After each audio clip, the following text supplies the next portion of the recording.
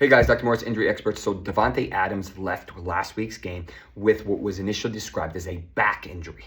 Now, back injuries are frustrating. They can be a bunch of different things. They can be a herniated disc. They can be a muscle spasm. They can be a strain. They can be a bunch of stuff. But in actuality, we finally got some clarity on it, and it's actually an oblique issue. Now, the oblique muscles are these group of muscles that go along the sides of the abdomen that attach the ribs.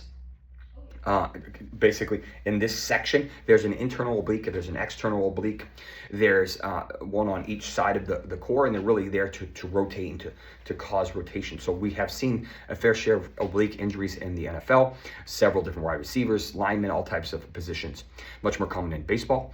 But realistically, the question is, how severe is this? Is this going to be enough to hold him out? And do we have any issues? So this is not overly concerning. Davante already admitted he was going to play.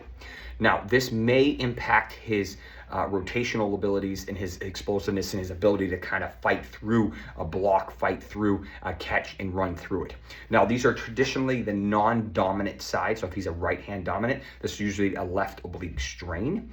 These can be really painful. Traditionally, these take about 3 weeks to heal and to be fully healed.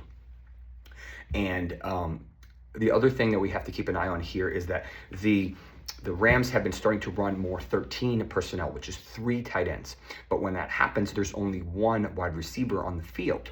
Now, I'm assuming that's going to be Puka Nacua, which would give Davante Adams a seat. Now, I don't know if they're going to do this more because of how well it plays with other matchups, and they have 2 elite wide receivers. But if Davante is banged up, maybe they end up doing that a little bit more. I'm not overly worried about Puka and his multiple random injuries, chest, foot, ankle. But I have a little bit of concern for Davante. I think you still start him.